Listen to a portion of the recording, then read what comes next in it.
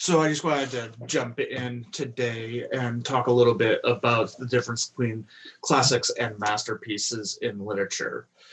Classic has endured for a long amount of time because it defines a people, it sets you in a place, it makes you understand what that people, what that place is like.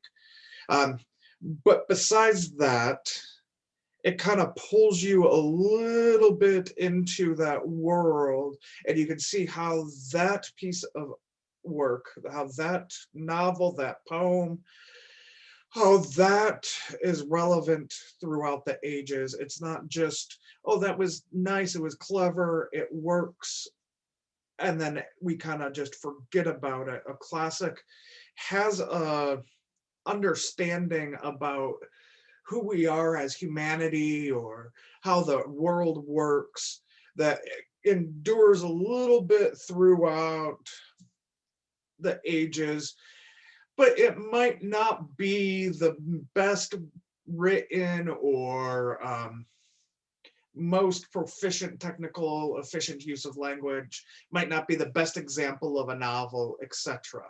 um, I think we could kind of see this with like the Harry Potter series. It's endured for a bit. It kind of defines people, right? People take those quizzes. Are you Ravenclaw or Hufflepuff or right? And it kind of is lingering, and it might linger for a little bit longer. Um, but maybe 50 years from now it'll be replaced by something else. But it kind of defines that era. It's a snapshot of how people thought about the world at that time. And it kind of defines our era too. A masterpiece excels in the style, excels in the execution, excels in technique, and it resounds in the people. So this might be something that's not necessarily in kind of the cultural milieu, the our thoughts where everyone's kind of read it. It's just kind of lives in culture, but at the same time, people kind of know the way of it, or it's on their list of, oh yeah, that's the book I should read, or you see those like lists of 50 books that you should read before you die or something like that. It's on there because it's so good, it so defines something. However, it might be kind of unreadable to us, or we might not connect with it in the same way, but we kind of understand it. So you have like Ulysses or Finnegan's Wake by James Joyce, which I don't know how to explain, but like Ulysses is about a young man's birthday and his party and his friends going through it through the day, but there's no like scene changes, anything like that. It's all dialogue. There's no like of that like scene direction or looking at the scenery and explaining what things are. So you kind of have to keep up with the conversation to know that, okay, we started with breakfast, now we're out walking down the lane, now we're at the pub, right? And the book ends with a full chapter that's stream of consciousness, no punctuation. It's like 30 pages and it just goes on. And you look at it and you're like, this is terrible, but you hear it masterfully read, you go, wow, this totally is how I think. It totally reflects what voices inside of my head do when I'm feeling this way. And that's what makes it a masterpiece. It excels in that style. And it pushes that style forward, where you're like, oh my goodness. You also have like Infinite Jest, or that's like this, or you have a book like Moby Dick that by Herman Melville that people hate, but recognize the greatness of it. I don't know right now what would be considered a masterpiece in fiction at this point that was produced in the last 40 years, but we kind of see things jump out like Pet Cemetery or It by Stephen King as being masterpieces of horror. We see the work of like Wendell Berry or Marilyn Robinson, where it's the masterpiece of describing like small town, rural American life and family connections. We see these and we go, that might be a masterpiece. That excels in the style, it excels in execution, it resounds in us. But for a masterpiece, just like a classic, time will tell how we deem that. So why we're looking at literature is because it identifies us. Why we're looking at classics and masterpieces is because it locates us in a time, it shows us a place, it establishes a history, and most of all, it connects us kind of across time. If you've read a good book, you feel like you know those characters. And then when you talk to people who love that book, you feel like you know those people who love that book alongside of you. So it's weird because it connects you to like people in real life and that community. But you also get a sense of connection with the fictitious characters.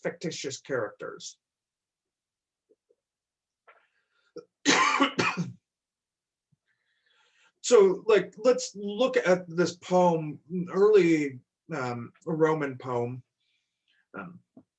Let us live, my Lesbia, and love, and value at 1 farthing all the talk of crabbed old men. Suns may set and rise again. For us, when the short light has once set, remains to be slept the sleep of one unbroken night.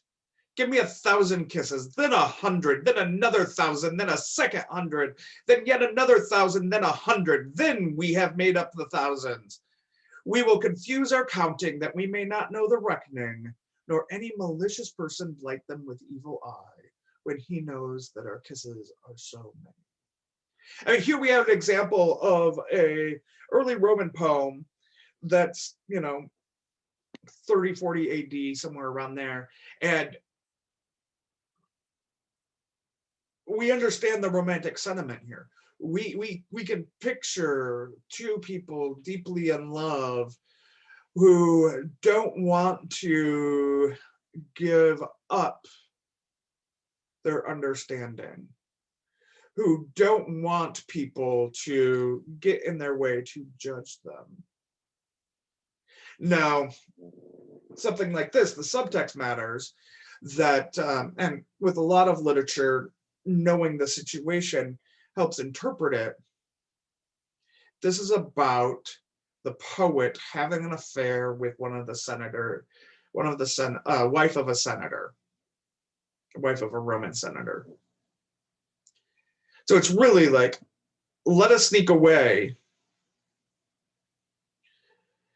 Our love knows no bounds, not even kind of those moral bounds that people place on married people. Let us sneak away and enjoy our love together. I think we can kind of connect with that like passion of just give me the 1,000 kisses, then just keep pouring those on. Or we have like Horace, another Latin poet. Ask not, 'tis forbidden knowledge, what are destined term of years, mine and yours, nor scan the tables of your Babylonish seers.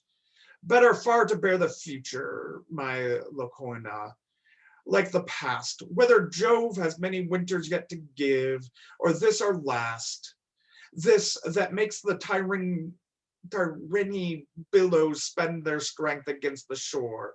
Strain your wine and prove your wisdom. Life is short, should hope be more? In the moment of our talking, envious time has ebbed away. Seize the present, trust tomorrow even as little as you may. So this poem is where we get the seize the day, carpe diem, from. And I want you to think for a second, what does kind of that phrase mean to you? And what do you think that phrase means in this poem?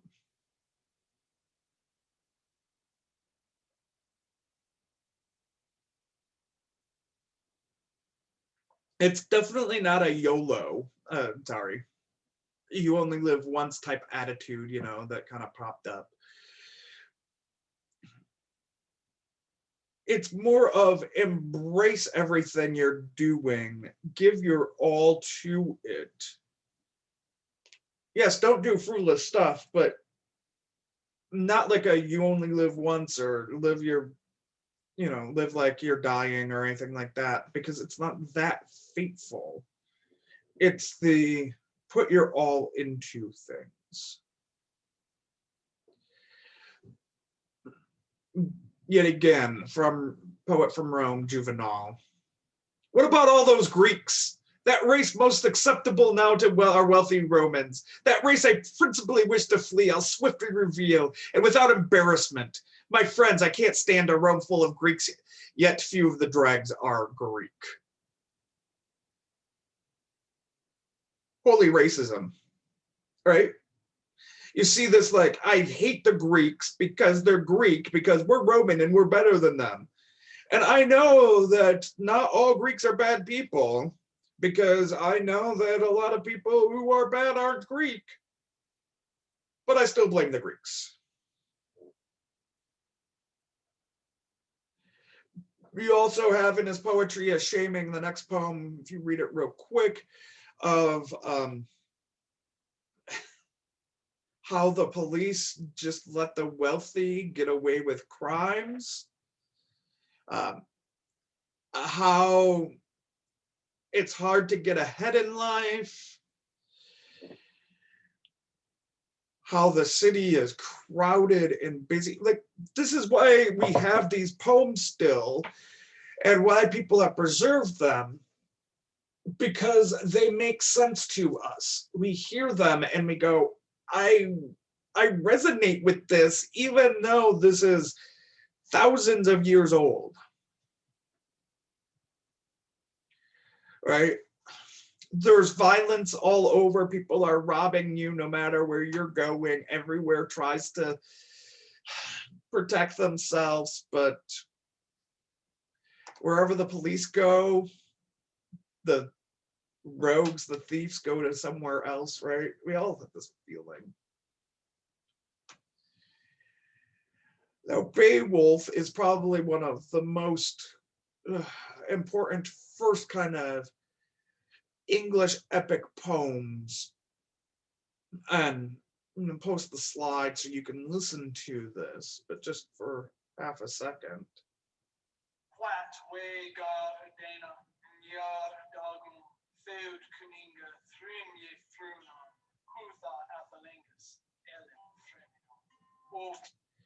And you go, well, what language is that? That's English. That's Old English. That's what English used to sound like. But it explains the world. It's a lot of times man versus gods, like the Epic of Gilgamesh, or kind of a cultural history that's mythological, that's not like rooted in facts, but has enough of kind of that explanation of why things happen. Just like Beowulf is an understanding of good versus evil and conquering the monster, and a little bit of a morality tale about greed. And teaches benevolence. This is why these resonate, because they tell us still things that we kind of sadly haven't listened to and still need to hear. So you have this lyric poetry that's really kind of highfalutin, that tries to be as kind of poetic as possible about love. Sonnet, right? You have your a lot of Shakespeare, right? Sonnet 18. Shall I compare thee to a summer's day?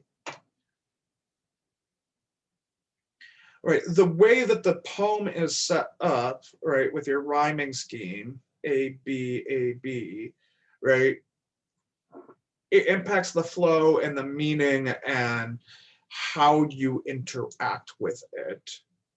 Where like the haiku about nature, where it's just nice and quick, Autumn moonlight, a worm digs silently into the chestnut. A summer river being crossed, how pleasing with sandals in my hands.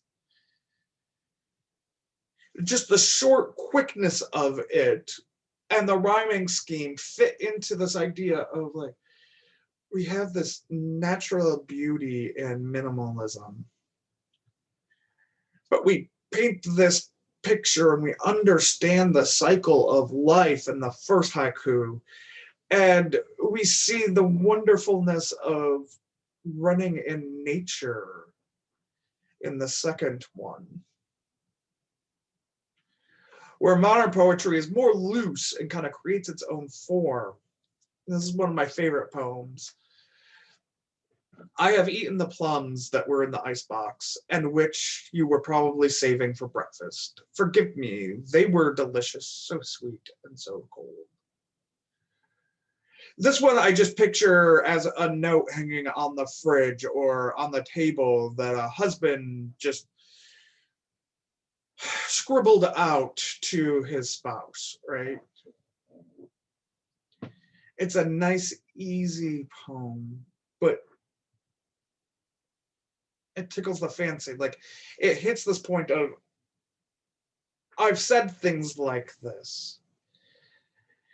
But you also get that sense that I'm not as articulate as this. I can't say it this way. So we do see this like moving of English throughout our literature, which is another reason. I will let you read through this, but you have the Canterbury Tales, which kind of show a lot of this movement. You have all of the social meaning of characters, which is why these things endure, yet again, why these stories endure. The Divine Comedy, where it's an imaginative vision of the afterlife in three parts. We hear through Dante how the religious and political understanding of the world was. So we have the circles of hell and paradise. And then we move further from the poem into the novel. The first novels were about carefree traveling soldiers, a fortune filled with love and intrigue, which we totally still have, right?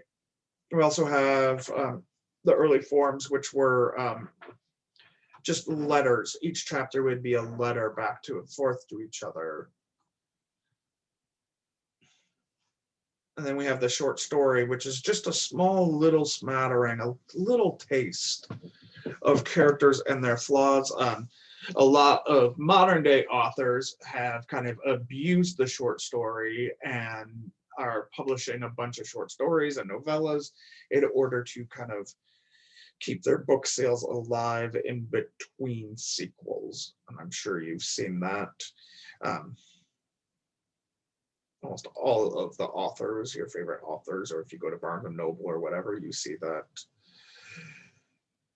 But literature is good for us because it documents what humans were like, are like, how they thought, how they felt in a way that like factual, like history, point by point, bullet point can't do.